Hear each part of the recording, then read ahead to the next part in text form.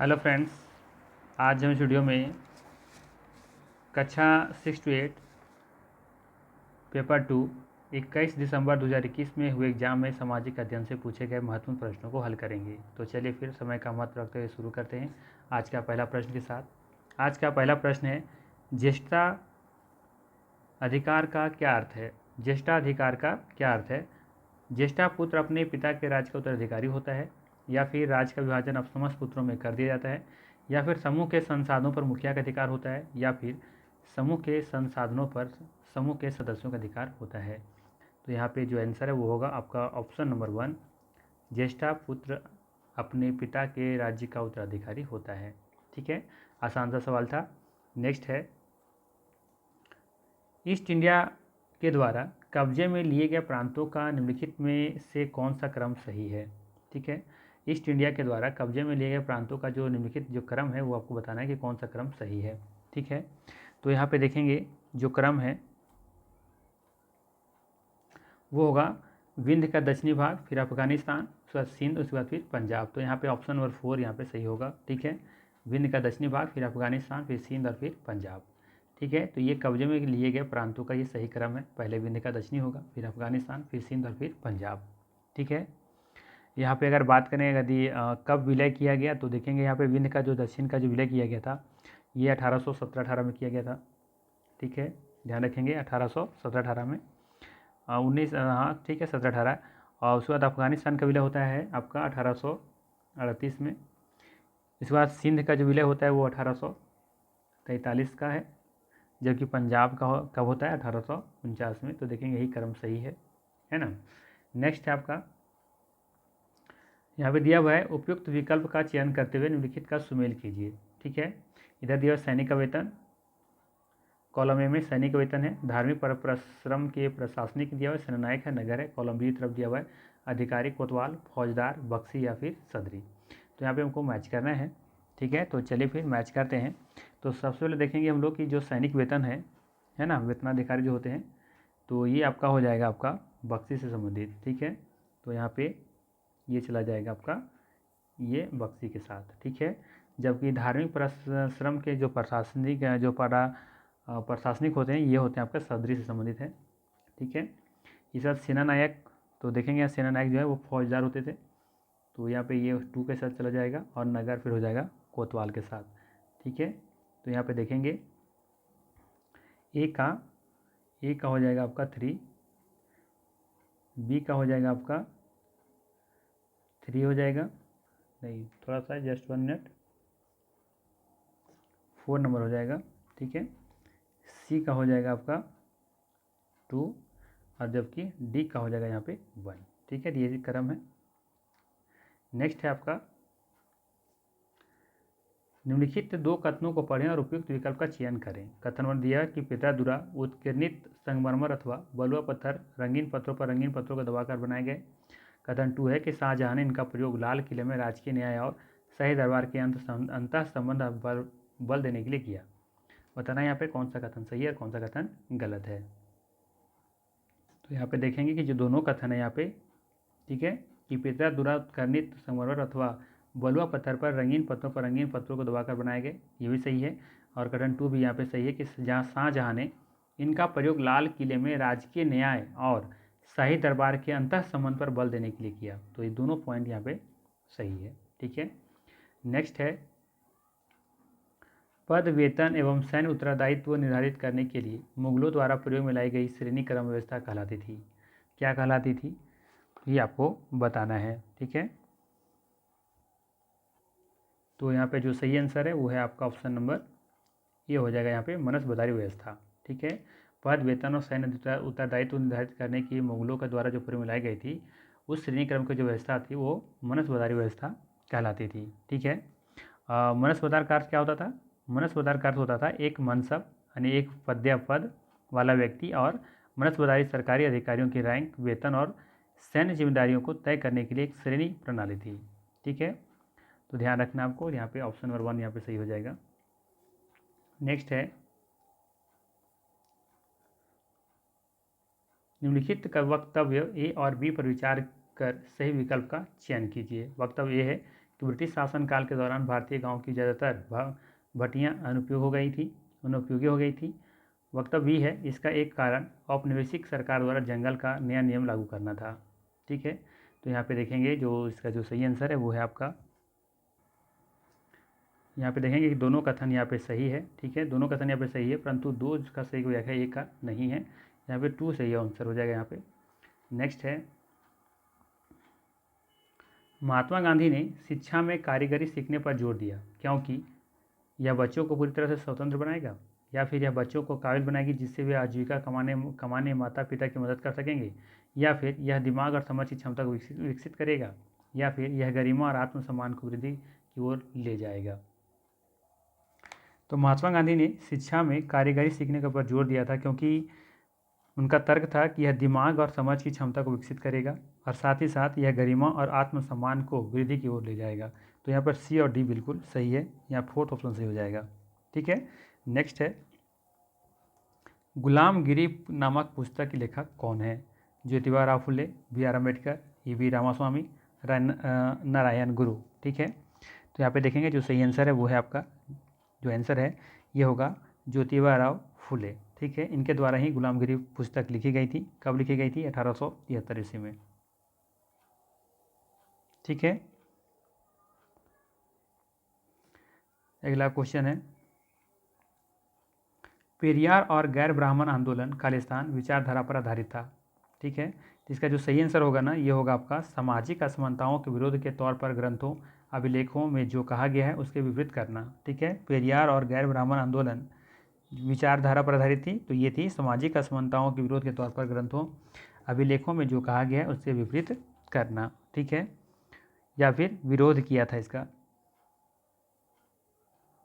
तो यहाँ पे जो ऑप्शन है ये 3 वाला बिल्कुल यहाँ पे सही है। नेक्स्ट है 10 नंबर, 1906 में सोंगग्राम संगमा की बगावत इसलिए हुई क्योंकि जनजाति समूहों ने, ऑप्शन है, सिक्किम में ज़मीन के मालिकाना अधिकार पर जोड़ दिया, या फिर मणिपुर प्रांत में अपने परंपरा अधिकारों को जारी रखना चाहता था, या फिर असम में औपनिवेशिक वन कानून का विरोध किया, या फिर त्रिपुरा में वन क्षेत्र में बसे रहने पर जोर दिया। तो इसका जो सही आंसर है वो है आपका ऑप्शन नंबर 3। ठीक है, असम में ध्यान देंगे, जो सही आंसर है वो है आपका, असम में औपनिवेशिक वन कानून का विरोध किया। ठीक है, तो यहाँ पे जो संबंधित है ये असम में औपनिवेशिक वन कानून से संबंधित है ये सोंगग्राम संगमा की बगावत। ठीक है, नेक्स्ट है 11 नंबर क्वेश्चन है, औपनिवेशिक भारत में स्टील तथा लोहा धातु का गिरावट पर चर्चा करने के लिए अपने निम्न में से कौन सा कारण देंगे?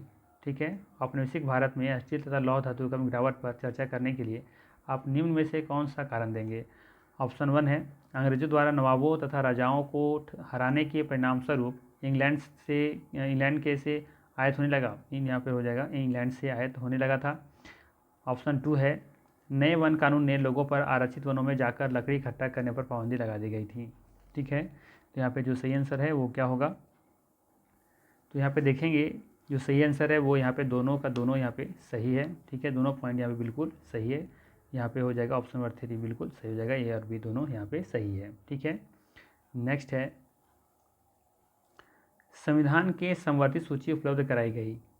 संविधान के संवर्धित सूची उपलब्ध कराई गई थी, क्या कारण था जो संविधान के संवर्धित सूची उपलब्ध कराई गई थी? ठीक है, यहाँ पे 4 ऑप्शन हैं, 4 ऑप्शन बताना है कौन सा यहाँ पे सही है। ठीक है, तो यहाँ पे देखेंगे जो सही आंसर है वो है आपका, केंद्र तथा राज्यों के बीच संयुक्त जिम्मेदारी सुनिश्चित करने के लिए ये संवर्धित सूची लाई गई थी। तो यहाँ पे ऑप्शन नंबर 3 यहाँ पे सही हो जाएगा। ठीक है, संवर्धित सूची ऐसी सूची है जो इस पर राज्य सरकार और केंद्र सरकार दोनों नियम बना सकते हैं, कानून बना सकते हैं। ठीक है, लेकिन जब मतभेद हो दोनों में तो फिर केंद्र सरकार के जो नियम है वो सर्वोपरि माना जाता है। ठीक है ना? ठीक है, तो बाकी 3 तरह का होते हैं, एक संघ सूची होता है, राज्य सूची होता है और एक संवर्धित सूची होता है, और ये अनुच्छेद 7 में उल्लिखित है। ठीक है, नेक्स्ट है, निम्नलिखित में से कौन सी नदियाँ सुंदरवन डेल्टा का निर्माण करती हैं? महानदी एवं गोदावरी, कृष्णा एवं कावेरी, गंगा एवं ब्रह्मपुत्र, नर्मदा एवं तापी। तो यहाँ पे जो देखेंगे सही आंसर है वो है गंगा एवं ब्रह्मपुत्र। ऑप्शन नंबर 3 यहाँ पे सही है। नेक्स्ट है, भारत में किन तिथियों का विषुव होता है? ठीक है, भारत में किन तिथियों पर विषुव होता है ये आपको बताना है। ठीक है, तो यहाँ पे देखेंगे कि 21 मार्च और 23 सितंबर को सूरज की सीधी किरणें भूमध्य रेखा पर पड़ती हैं और इसी स्थिति को हम लोग क्या कहते हैं? विषुव कहते हैं। ठीक है, तो यहाँ पे जो सही आंसर है वो है आपका 21 मार्च, यहाँ पे 23 सितंबर नहीं है, 21 जून है ये, 21 जून ये भी, 21 मार्च यहाँ पे ऑप्शन तो है नहीं, यहाँ पे आप जो थोड़ा सा करेक्ट कर लीजिएगा। ठीक है, 21 मार्च सही है, यहाँ पे 23 सितंबर कर दीजिएगा। ठीक है, यहाँ पे 23 सितंबर होना चाहिए। तो देखेंगे 21 मार्च और 23 सितंबर को विषुव होता है। ठीक है, अगर आपसे कोई पूछे कि विषुव होता क्या है तो आप जवाब देंगे कि कोई भी ध्रुव सूरज की ओर झुका नहीं है तो पूरी पृथ्वी समान दिनों और समान रातों का अनुभव करती है। इसे ही हम लोग क्या कहते हैं? विषुव कहते हैं। ठीक है, चलिए आगे देखते हैं। इसका आंसर हो जाएगा ऑप्शन नंबर 4। ठीक है, नेक्स्ट है, ग्लोब पर सबसे लंबी अक्षांश रेखा कौन सी है? विषुवद्रव्य वृत्त, कर्क रेखा, मकर रेखा या उत्तर ध्रुव वृत्त? तो आसान सा सवाल है आपके लिए, कौन सा हो जाएगा? विषुवत वृत्त। ऑप्शन नंबर 1 यहाँ पे सही है। जैसे ये वाला, ये सबसे क्या होगा? ये लंबी अक्षांश रेखा होगा। ठीक है, और वृत्त पर देखेंगे, जो ध्रुव पर देखेंगे वहाँ पे सबसे छोटा होगा। ठीक है, नेक्स्ट है आंसर नंबर यहाँ पे 1। ठीक है, नेक्स्ट है यहाँ पे उचित विकल्पों के साथ निम्नलिखित का मिलान करना है आपको। ठीक है, ऑप्शन तो नहीं है यहाँ पे, हमको यहीं पे मैच करना होगा। ठीक है, तो सबसे पहले देखेंगे कि अफ्रीका, तो यहाँ पे अफ्रीका के बारे में क्या बोल सकते हैं? अंटार्कटिका में देखेंगे यहाँ पर कोई भी यहाँ पे अस्थायी निवास यहाँ पर कुछ नहीं है, तो 2 का सी जाना चाहिए। ऑस्ट्रेलिया के बारे में देखें तो यहाँ पे विश्व की सबसे, ये देखेंगे ये क्या है, ये देखेंगे यहाँ पे द्वीपीय महाद्वीप है ये। ठीक है, बाकी बच गया मेरे पास अफ्रीका और दक्षिण अमेरिका। ठीक है, तो विश्व की सबसे लंबी नदी कहाँ देखने को मिलता है? ये तो आपको अफ्रीका में देखने को मिलता है, जो नील नदी है। तो ये तो चला जाएगा इसके साथ ही। ठीक है, बच गया मेरे पास दक्षिण अमेरिका। तो यहाँ पे देखेंगे कि विश्व की सबसे बड़ी नदी है, कौन सी नदी है? अमेजन, है ना। विश्व की सबसे बड़ी नदी यहीं पे देखने को मिलता है दक्षिण अमेरिका में, तो ये अमेजन के साथ चला जाएगा। तो यहाँ पे देखेंगे 1 का साथ चला जाएगा ए, जबकि 2 के साथ चला जाएगा आपका सी। यहाँ पे कोई भी अस्थायी मानव निवास नहीं है। ठीक, बाकी यहाँ वैज्ञानिक लोग सिर्फ जाते हैं अपना अनुसंधान करने के लिए। ठीक है ना, बाकी 3 के साथ चला जाएगा डी ऑप्शन, द्वीपीय महाद्वीप है ये। और 4th ऑप्शन के साथ चला जाएगा आपका विश्व की सबसे बड़ी नदी, बी ऑप्शन। ठीक है, ये ध्यान रखेंगे आप। नेक्स्ट है, यदि भारत में शाम के 6:30 बजे होंगे तो लंदन में तब क्या समय होगा? ठीक है, यदि शाम में 6:30 बजे होंगे तो लंदन में तब क्या समय रहा होगा? ठीक है, तो हम लोग जानते हैं कि भारत जो है वो लंदन से 5.5 घंटा आगे है। ठीक है, तो 5.5 घंटा आप घटा दें इसमें, तो क्या टाइम आ जाएगा आपका? दोपहर के 12:30 है ना, दोपहर के 12:30 बज रहे होंगे यहाँ पे। ठीक है ना, तो यहाँ पे जो सही आंसर है वो होगा आपका ऑप्शन नंबर 3 नंबर। ठीक है, 12:30 बज रहा होगा, क्योंकि 5.5 घंटा हम लोग आगे हैं, तो 6:30 में से 5.5 घंटा घटाएंगे, 5.5 घंटा घटाएंगे तो आएगा वो 12:30। ठीक है, बाकी आप ध्यान रखेंगे कि 1 डिग्री में पार करने में कितना समय लेता है? ये 4 मिनट का समय लेता है। ठीक है, नेक्स्ट है, छत्रक सेल का निर्माण निम्न में से किसके द्वारा अपर्दन क्रिया से होता है? जो छत्रक सेल का निर्माण होता है, देखिए जितना भी आप सेट करा रहे हैं, लगता है ये 4था-5वां बार है ये जो क्वेश्चन आया हुआ है। इसी क्वेश्चन को घुमा घुमा के पूछा जाता है, ये कहाँ देखने को मिलता है, किससे होता है ना।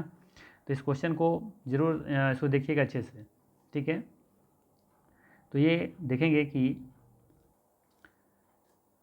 इसका जो निर्माण होता है वो पवनों से होता है। ठीक है, हवा से होता है इसका। ठीक है, तो ऑप्शन नंबर 4 है, और ये रेगिस्तान क्षेत्रों में ज़्यादा होता है। ठीक है, ज़्यादा होता है कि मतलब वहीं होता है। ठीक है, पत्थर जो होते हैं ना, बड़े बड़े जो पत्थर होते हैं, तो इस तरीके से अपर्दन की क्रिया कैसे हो जाता है कि ये कुछ इस तरीके से निर्माण ले लेता है, इस तरीके से, है ना, छत्रक की तरह।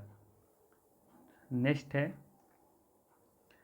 निम्नलिखित कथनों में से कौन सा भारतीय प्रायद्वीपीय पठार के संदर्भ में सही है? ठीक है, बताना है आपको कि निम्नलिखित कथनों में से कौन सा भारतीय प्रायद्वीपीय पठार के संदर्भ में सही है। पहला है कि इसकी आकृति त्रिभुजाकार है और इसका धरातल काफ़ी ऊंचा नीचा है। ठीक है। इस क्षेत्र में बहुत सी पहाड़ी श्रृंखला हैं जो विंध्य एवं सतपुड़ा श्रृंखलाएं हैं। ठीक है। या फिर अरावली की पहाड़ियाँ विश्व की प्राचीनतम श्रृंखलाओं में से एक है। यह उत्तर पूर्वी सीमा पर स्थित है। इसके बाद है पश्चिम की तरफ बहने वाली नदियाँ नर्मदा, तापी इसी क्षेत्र में होकर बहती हैं। ठीक है। तो बताना आपको इसमें से कौन कौन सा ऑप्शन यहाँ पे सही है। ठीक है। यहाँ पे पहला ऑप्शन को चेक करते हैं। यहाँ दिया हुआ है कि इसकी आकृति त्रिभुजाकार का है। बिल्कुल सही है कि इसकी जो आकृति है प्रदीपीय पठार की वो त्रिभुजाकार का है और इसका धरातल भी काफ़ी ऊंचा नीचा है, तो ये सही है। ठीक है।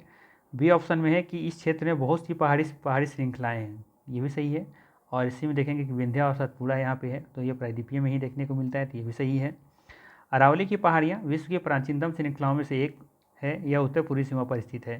तो ये प्राचीनतम श्रृंखला तो है, लेकिन ये देख प्रायद्वीपीय का हिस्सा नहीं है। ये राजस्थान में देखने को मिलता है। राजस्थान में देखेंगे थोड़ा सा यहाँ पे इस तरीके से ये अरावली देखने को मिलता है। तो ये उत्तर भारत की तरफ है, तो ये इसमें नहीं आएगा, तो ये गलत है। पश्चिम की तरफ बहने वाली नदियाँ नर्मदा तथा तापी इसी क्षेत्र का होकर बहती हैं। तो पश्चिम की तरफ बहने वाली नदियाँ नर्मदा, तो नर्मदा देखेंगे, नर्मदा जो देखेंगे वो विंध्य और सतपुड़ा के बीच से निकलती है भ्रंश घाटी से होकर के। ये नर्मदा तापी ये दोनों यहीं पर हैं, तो ये भी सही है यहाँ पे। तो ए बी डी यहाँ सही है, तो ऑप्शन नंबर 3 हो जाएगा यहाँ। ठीक है ना। तो 19 का 3 सही आंसर है। नेक्स्ट है निम्नलिखित में से कौन सा कथन सही है। लाल किला अवसादी शैल से बना है जबकि ताजमहल कायंद्री शैल से बना है। लाल किला कायंद्री शैल से बना है जबकि ताजमहल अवसादी शैल से बना है। या फिर लाल किला ताजमहल दोनों कायंत्रित शैल से बने हैं जबकि लाल किला और ताजमहल दोनों अवसादी शैल से बने हैं। ठीक है। तो यहाँ पे जो सही आंसर है ना ये है कि लाल किला अवसादी शैल से बने हैं जबकि ताजमहल जो है वो कायंत्रित शैल से बना हुआ है। ये ध्यान रखना है आपको।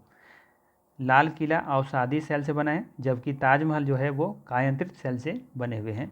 ये ध्यान रखना। ऑप्शन नंबर 1 यहाँ पे बिल्कुल सही हो जाएगा। नेक्स्ट है निम्नलिखित में से कौन सी पवने मौसमी पवन का उदाहरण है। व्यापारिक पवने, मानसून पवने, पश्चिमी पवने या फिर स्थल समीर। ठीक है।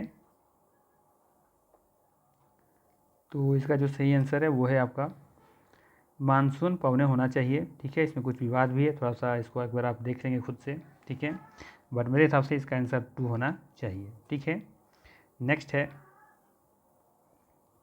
निम्नलिखित कथनों ए और बी पर विचार कीजिए तथा सही विकल्प का चुनाव कीजिए। पहला ऑप्शन है चांद पर जीवित बचे रहने के लिए अंतरिक्ष यात्री को विशेष सुरक्षा पोशाक पहननी पड़ती हैं।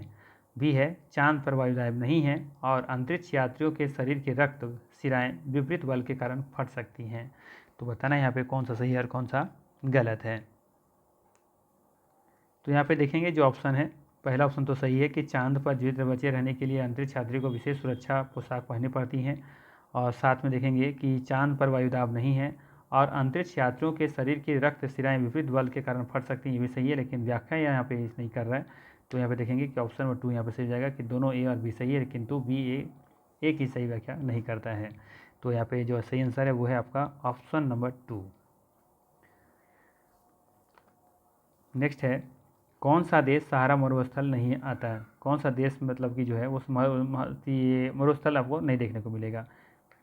ये क्वेश्चन कुछ और है ना। क्वेश्चन है आपका कौन सा देश सहारा मरुस्थल में नहीं आता, ये क्वेश्चन होना चाहिए कि कौन सा देश सहारा मरुस्थल में नहीं आता। ऑप्शन है लीबिया, माली, ट्यूनीशिया या दक्षिण सूडान। ठीक है। तो यहाँ पे देखेंगे कि यहाँ पे जो दक्षिण सूडान है, ठीक है, सहारा मरुस्थल में ये नहीं आता है। तो यहाँ पे जो सही आंसर है ये है विकल्प नंबर 4। विकल्प 4 यहाँ पे सही आंसर है दक्षिण सूडान। ठीक है। सहारा रेगिस्तान देखेंगे तो 11 देशों को ये छूता है। कितना? 11 देश को, जिसमें कुछ भरवाली नाम बता देता हूँ। जैसे अल्जीरिया है, चाड है, मिस्र है, लीबिया है, माली है और मोरक्को भी है, नाइजर है, सूडान है, ट्यूनीशिया है, पश्चिम सहारा है और एक मॉरिटानिया कुछ करके देश है, उसको याद रखेंगे आप। ठीक है। नेक्स्ट है 24 नंबर। तटीय प्रदेशों और शुष्क प्रदेशों में मृदा संरक्षण का सबसे उचित तरीका कौन सा है। मल्च बनाना, चट्टान बनाना, रक्षक मिथिलाएँ या वेदिका फॉर्म। तो तटीय प्रदेश और शुष्क प्रदेशों में मृदा संरक्षण का सबसे उचित जो तरीका है वो ये है कि आप रक्षक मेखलाएँ बना लें, ठीक है। क्या बना लें? रक्षक मेखला, ठीक है। इससे क्या होगा कि मिट्टी का आवरण जो है वो आपका रक्षा करेगा, ठीक है। होता क्या है कि हवा की तेज़ गति की वजह से ये क्या होता है, पेड़ की जो होता है ना, पेड़ों का जो पंक्तियाँ हैं ये मतलब कह सकते हैं कि पेड़ अगर नहीं होगा, क्योंकि हम लोग रक्षा मेखलाएँ पेड़ में ही लगाते हैं, अगर वो नहीं होगा तो आपका जो मिट्टी का जो क्षरण है वो ज़्यादा देखने को मिलेगा, ठीक है। तो इसलिए हम लोग क्या करते हैं, रक्षक मेखला की तरफ पेड़ पौधे इस तरफ से लगा देते हैं ताकि हवाएं से क्या करें, रोक सके, हमारा फसल जो है वो सही से रह सके, ठीक है, और मिट्टी का अपरदन कम से कम हो सके। तो यहाँ पे देखेंगे जो सही आंसर है वो है आपका ऑप्शन नंबर 3, रक्षक मेखला। नेक्स्ट है 25 नंबर। दिए गए विकल्प ए और बी को पढ़िए तथा नीचे दिए गए उपयुक्त विकल्प का चुनाव कीजिए। कथन ए में है कि संयुक्त क्षेत्र के उद्योगों का स्वामित्व और संचालन राज्यों और व्यक्तियों अथवा व्यक्तियों के समूह द्वारा होता है। कथन बी है कि अमूल डेयरी संयुक्त क्षेत्र का उद्योग है, ठीक है। अमूल डेयरी संयुक्त क्षेत्र का उद्योग है। तो यहाँ देखेंगे कि सही आंसर कौन सा है। तो यहाँ पे देखेंगे जो सही आंसर है वो है आपका पहला। तो यहाँ पे सही है कि संयुक्त क्षेत्र उद्योगों का स्वामित्व व संचालन राज्यों और व्यक्तियों अथवा व्यक्तियों के समूह द्वारा होता है, तो ये बात सही है। और अमूल डेयरी संयुक्त क्षेत्र का ये उद्योग नहीं है, ये सहकारी है, सहकारी उद्योग का क्षेत्र है, ठीक है, ये ध्यान रखना है, ये सहकारी क्षेत्र का उद्योग है। और अमूल जो है ना, अमूल जैसे लिखते हैं ना, अमूल AMUL, ठीक है, अमूल, इसका फुल फॉर्म क्या होता है?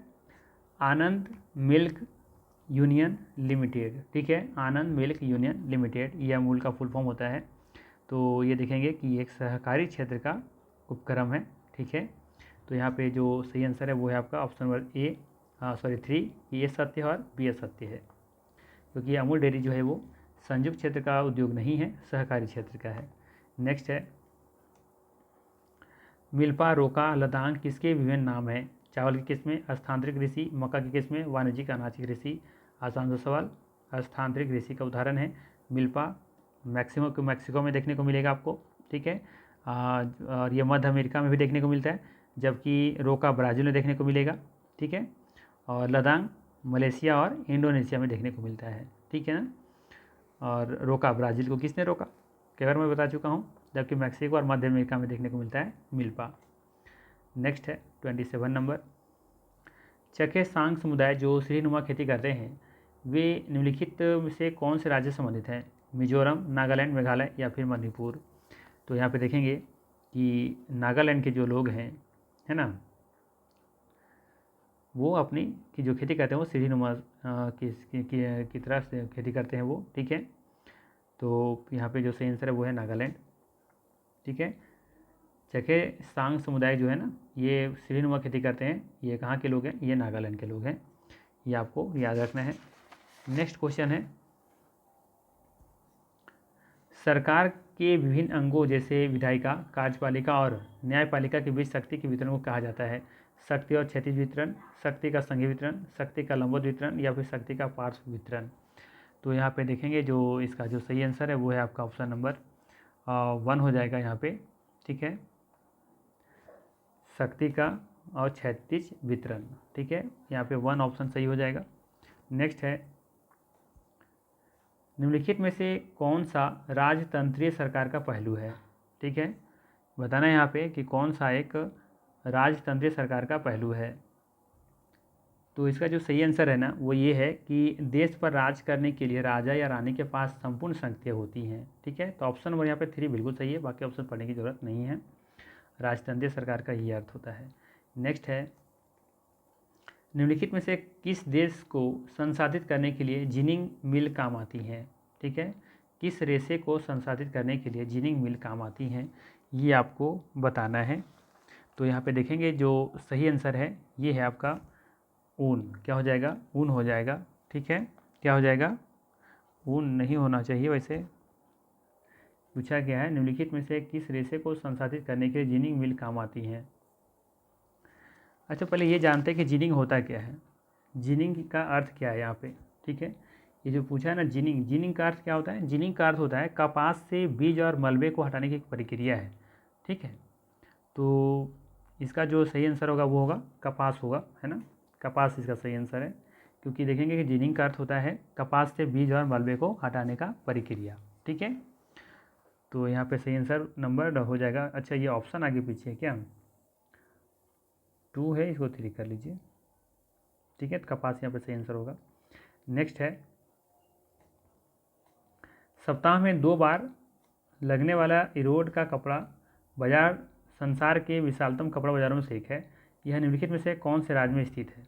ठीक है, पूछा गया है आपसे कि सप्ताह में 2 बार लगने वाला इरोड का कपड़ा बाजार संसार के विशालतम कपड़ा बाजारों में से एक है। यह निम्नलिखित में से कौन सा राज्य में स्थित है? तो इसका सही आंसर है आपका तमिलनाडु। ठीक है, यहाँ पे देखेंगे कि बहुत दूर दूर से दूसरे देशों से भी लोग यहाँ पे कपड़े खरीदने के लिए आते हैं। ठीक है, यहाँ पे बहुत तरह तरह के कपड़े बिकते हैं, ये ध्यान रखना है। नेक्स्ट है 32 नंबर। 32 में है कि निम्नलिखित में से कौन से राज्यों के बीच कावेरी जल विवाद है? ठीक है, कई बार पूछा जा रहा है ये सवाल, हर एग्जाम में लगता है पूछा जाता है ये, कि कावेरी जो जल विवाद है वो कौन 2 राज्यों के बीच है? तो देखेंगे कि कावेरी जल बंटवारा विवाद जो है मुख्य रूप से तमिलनाडु और कर्नाटका के बीच में है। ठीक है, लेकिन इसका जो बेसिन है ना वो केरल और पुडुचेरी के क्षेत्र में भी देखने को मिलता है। ठीक है, तो ये तमिलनाडु और किसके बीच में है? कर्नाटका के बीच में है। तो तमिलनाडु कर्नाटका कहाँ पे है? ऑप्शन नंबर 1 दिख रहा है। ठीक है, लेकिन इसका जो बेसिन है ये आपको देखने को कहाँ मिलेगा? पुडुचेरी में, और साथ साथ में केरल में भी देखने को मिलेगा। ठीक है ना। नेक्स्ट है 33 नंबर।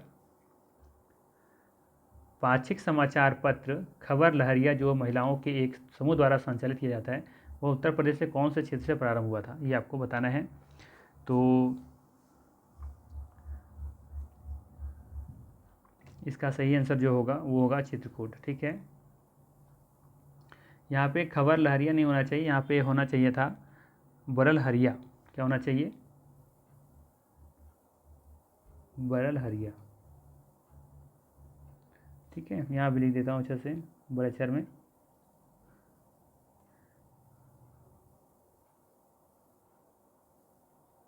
ये ध्यान रखेंगे आप। नेक्स्ट है, एक 12 साल का बच्चा कांच गिलास बनाने वाले कारखाने में काम करता है, तो इस स्थिति में किस मौलिक अधिकार का हनन हुआ है? सांस्कृतिक और शैक्षिक अधिकार का, शैक्षणिक अधिकार का, या फिर स्वतंत्रता के अधिकार का, या फिर शोषण के विरुद्ध अधिकार का, या फिर समानता के अधिकार का? ठीक है, तो यहाँ पे देखेंगे कि शोषण के खिलाफ अधिकार जो है उसका ये उल्लंघन हो रहा है या फिर हनन हो रहा है। तो यहाँ पे जो तीसरा ऑप्शन है ये बिल्कुल सही हो जाएगा, शोषण के विरुद्ध यहाँ पे अधिकार का हनन हो रहा है। ठीक है, और ये अनुच्छेद कितना में है? शोषण के खिलाफ, शोषण के विरुद्ध अधिकार, ये जो दिया है अनुच्छेद कितना में? 23 और 24 में दिया हुआ है ना। कितना? 23 और 24। नेक्स्ट है, भारतीय संविधान के संबंध में निम्नलिखित कथनों पर ध्यान दीजिए और सही विकल्प का चयन कीजिए। कथन ए है, भारतीय राज्य धार्मिक क्रियाकलापों में हस्ताक्षेत्र सुनिश्चित करता है और सभी धर्मों की भावना का सम्मान करता है। कथन बी है कि भारतीय संविधान में ऐसा कोई भी प्रावधान नहीं है जो सांस्कृतिक और भाषाई अल्पसंख्यकों को शिक्षा के अधिकार प्रदान करे। तो यहाँ बताना है कौन सा ऑप्शन सही है और कौन सा ऑप्शन गलत है। तो यहाँ पे देखेंगे जो पहला ऑप्शन है ये तो सही है कि भारतीय राज्य धार्मिक क्रियाकलापों में हस्तक्षेप सुनिश्चित करता है और सभी धर्मों की भावनाओं को सम्मान करता है, ये सही है। लेकिन ये कथन भी गलत दिख रहा है, क्योंकि भारतीय संविधान में ऐसा कोई प्रावधान नहीं है जो सांस्कृतिक और भाषाई अल्पसंख्यकों को शिक्षा का अधिकार प्रदान करता है, ये बात गलत है। ठीक है, ऐसा प्रावधान है ना। तो यहाँ पर देखेंगे जो आंसर है वो होगा ए सही है, बी गलत है, ऑप्शन नंबर 1 यहाँ सही है। नेक्स्ट है, निम्नलिखित में से कौन से शहर में असम, नागालैंड, मिजोरम एवं अरुणाचल प्रदेश का साझा उच्च न्यायालय है? असम का, नागालैंड, मिजोरम और अरुणाचल प्रदेश का साझा उच्च न्यायालय है, ये किसका है ये आपको बताना है। ठीक है, तो देखेंगे जो गुवाहाटी है ना, गुवाहाटी का उच्चतम न्यायालय में असम, नागालैंड, मिजोरम और अरुणाचल प्रदेश का क्षेत्रीय अधिकार क्षेत्र भी है। ठीक है, तो यहाँ पे ध्यान रखना है, सही आंसर होगा आपका गुवाहाटी, ऑप्शन नंबर 3 सही है। बाकी हम बात करें कि गुवाहाटी का ये उच्च न्यायालय का स्थापना कब हुआ था, तो भारत सरकार अधिनियम 1935 पारित होने के बाद 1 मार्च 1948 को गुवाहाटी उच्च न्यायालय की स्थापना की गई थी, ये ध्यान रखना है।